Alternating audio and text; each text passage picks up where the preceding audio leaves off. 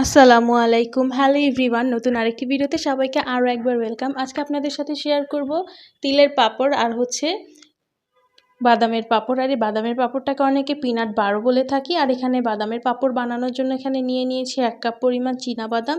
এবার চীনাবাদামটাকে খুব ভালোভাবে চুলার অল্প আঁচে একটু একটু করে ভেজে নিব। যখন দেখব যে বাদাম থেকে খোসাটা একটু ফেটে ফেটে যাচ্ছে, তখন বুঝে নিতে হবে যে বাদাম ভাজা হয়ে গেছে। এবার আরও ভেজে নিব আধা কাপ পরিমাণ সাদা তিল। তিলটাকেও খুব ভালোভাবে একটু হালকা করে বাদামি রং করে ভেজে নিব। এবার সবগুলো ভাজা হয়ে গেলে একটা সাইড করে রেখে দিয়ে বাদামটাকে খুব ভালোভাবে খোসা ছাড়িয়ে পরিষ্কার করে নিব। পরিষ্কার করা হয়ে গেলে এবার প্যানের মধ্যে দিয়ে দিব আধা কাপ পরিমাণ চিনি। আর চিনি দিয়ে সাথে একটু দিয়ে দিব পানি, যেন চিনিটা খুব ভালোভাবে গলে যাইতে পারে। যখন দেখবেন চিনিটা খুব ভালোভাবে গলে গেছে, ঠিক সেই পর্যায়ে এটার মধ্যে আমি আরও দিয়ে দিব 1 টুকরা লেবুর রস। খুব ভালোভাবে লেবুটাকে চিপে চিপে দিয়ে দিব, যেন কোনো প্রকারই না থাকে। লেবু দেওয়ার কারণে এটা পরবর্তীতে আর চিনি হবে না।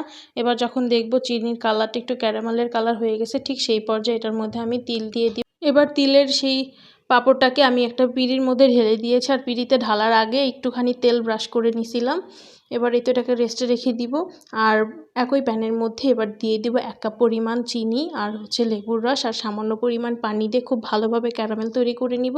এবার এটার মধ্যে দিয়ে দিব সেই ভেজে রাখা চীনাবাদামটাকে দিয়ে খুব ভালোভাবে নেড়ে চেড়ে নিব। বেশিক্ষণ রাখা যাবে না, তাহলে আবার তিতা হয়ে যাবে।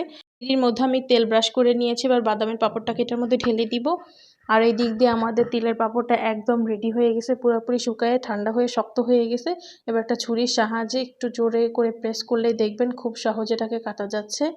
আর যখন একটু কাটতে কষ্ট হয়, আমি সেই ক্ষেত্রে একটুখানি ছুরিটা রেখে বেলুন দিয়ে একটা করে বাড়ি দিয়ে দিই, কেটে টুকরো করে নিছি। এবার বাদামের পাঁপড়টাকেও সেমভাবে কেটে নিব। আর প্রতিটা পাঁপড় আমার শুকাইতে সময় লাগছে প্রায় 10 মিনিটের মতন।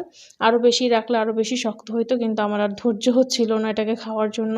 স্কুল থেকে ফেরার পথে আগে প্রতিদিন বাদামের পাঁপড় আর তিলের পাঁপড় এভাবে কিনে নিয়ে আসতাম।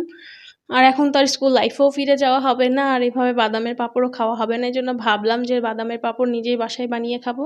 তো আপনারা চাইলে এভাবে বাসায় ট্রাই করতে পারেন। আর ভিডিওটি ভালো লাগলে একটি লাইক দিতে পারেন। ফেসবুক পেজ থেকে দেখে থাকলে পেজে লাইক ফলো দিতে পারেন। আর ইউটিউব থেকে দেখে থাকলে চ্যানেলটি সাবস্ক্রাইব করতে পারেন।